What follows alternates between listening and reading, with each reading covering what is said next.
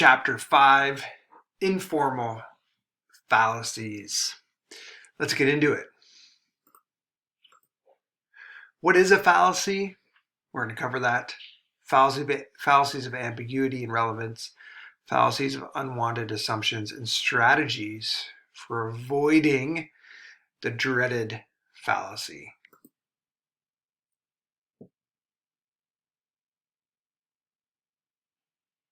Thought I'd let you just read that and have it sink in.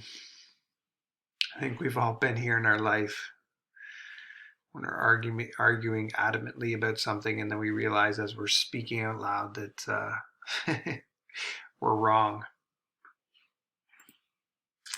An argument is the process of supporting a claim by providing reason or evidence. It's not about winning or losing.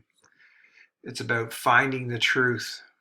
And you know you're engaged in a good argument when you're spending 50% of the time listening instead of talking. An argument contains a fallacy, which is a flaw, when it appears to initially be correct, but upon further examination, it is incorrect. There's a flaw in it. And we're going to go through a number of ways arguments can be flawed. And this is not only good information for the course, but it also is good information for driving your friends and relatives crazy, because you can point out all the flaws in their arguments when they're trying to debate with you, which is a lot of fun. So fallacies or flawed arguments are often used by cult recruiters on campuses. I've been teaching this course for 7 years, and I have yet to come across any cult recruiters on campus, but just be glad that you're working remotely, because maybe they're out there and you're safe, hopefully learning from home. So there's two types of fallacies. One is a formal fallacy, and that's when the form of the argument is invalid. And we're not going to talk much about that. We're going to focus on the informal fallacies, and that's when there's a mistaken reasoning. And these can be used to persuade people emotionally and psychologically, even though they're incorrect. So arguments that contain ambiguous words or phrases, or sloppy grammar, or confusion between two closely related concepts, those are fallacies of ambiguity. And those are easy to remember because if you know what ambiguous means, you know that it means unclear. So when arguments are unclear, they're called fallacies of ambiguity. And here's a number of different examples. I'm not going to go through all of them. A fallacy of division, for example, occurs when you make an erroneous inference from one characteristic of an entire group or set of that group about a member of a group or a set. So essentially what you do is you say, one person in the group is this way, so everyone must be that way. Stereotyping is another way to look at it, right? It's just a broad generalization, and it's very ambiguous, saying that all college students are lazy, or all college students are hardworking, right? You can't really make broad generalizations like that. Fallacies of relevance is when someone brings something into the argument that is not relevant. Here are some examples. So ad hominem, the first one, occurs when we disagree with another's conclusion and they attack us personally. So it's kind of, if you're debating maybe global warming is real or it's not real, and instead of attacking the argument, she might look at him and say, well, you have big, ugly black shoes. What do you really know about global warming? And so what she's doing is she's attacking him personally. You can see how he's sad because of his wonky shoes. And even though they were talking about the environment, really, she used a fallacy, bringing something into the argument that was irrelevant to try to win the argument instead of really get to the truth. Appeal to pity occurs when someone tries to make you feel sorry for themselves. Popular appeals when they try to make you believe that everyone else feels the same way, so you should too. Yeah, here's one. Try this with a police officer the next time you get pulled over. I shouldn't get a ticket because everyone speeds. That's appeal to popular appeal, right? That doesn't necessarily work. Or appeal to pity. Please don't give me a ticket because it's my birthday. Appeal to ignorance is a fallacy that occurs when you try to argue that something is true because no one can prove it's false, right? That God might be a unicorn, for example. And you can't prove that God isn't a unicorn, so maybe it's true. I want to be like Victoria Beckham. Who doesn't? So I'll buy the type of purse she is carrying, right? Popular appeal.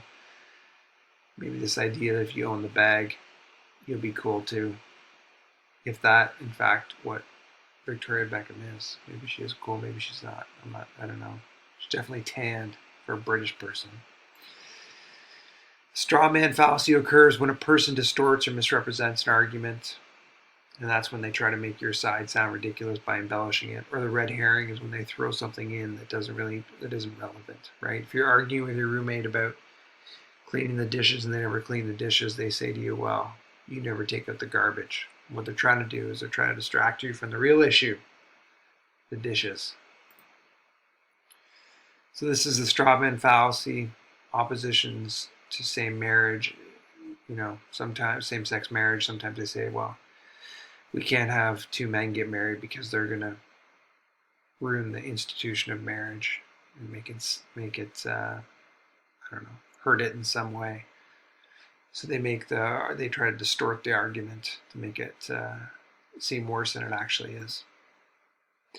Fallacies of unwanted assumptions occur when an argument includes an assumption that is not supported by evidence. And here are some examples. I like slippery slope. Let's go slippery slope. False dilemma, loaded question. Okay, slippery slope is a great one. And this is when, you go to a professor and you say, can I have an extension? And the professor says to you, well, if I give you an extension, then I have to give everyone else an extension. Which isn't true, right? Or if we legalize marijuana, then everyone will be doing crack, because once you start with marijuana, then cocaine and crack come next. So it's a slippery slope argument. If you let one thing happen, then it'll lead to something different, which is not always true. This is an interesting one, the naturalistic fallacy. And basically, it argues that if anything is natural, it's good, and if it's unnatural, it's bad. And you see this all the time, right? People try to market it. They say it's natural fabrics or natural lotion or natural ingredients, so it's good. And if it's manufactured, it's bad.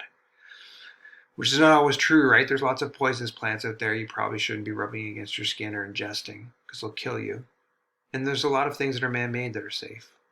They're probably better than the natural option, right?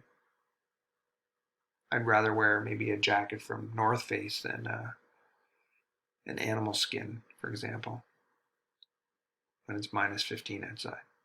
But the animal skin's natural. It's better for you. I don't know. Same-sex partners are often discriminated against because many people only see them as parents, as mother and father. Yeah, so this is just a fallacy that parents have to be a male and a female, right? Which we know is not true.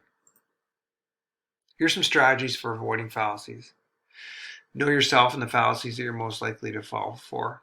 I fall for the appeal to pity all the time because my mom is very good at making me feel guilty and talking me into things. Build your self-confidence, self-esteem. You're less likely to fall into these traps. Cultivate good critical thinking skills and be able to point out these fallacies when people present them to you, because they will all the time. And avoid ambiguous, vague terms and faulty grammar at all costs. Avoid confusing sounding arguments. Know your topic and your research. That helps. Adopt a skeptical default position. Watch your body language. And don't be set with winning, right? Seek the truth, not victory. Use of fallacies in communication can damage relationships and impair sound critical thinking. Of course it can. If you're in a relationship and you're always being manipulated or you're trying to manipulate somebody else, that's not a good relationship. Identify and avoid the fallacies through the use of effective strategies can improve our relationships and increase our credibility in arguments. Of course they can.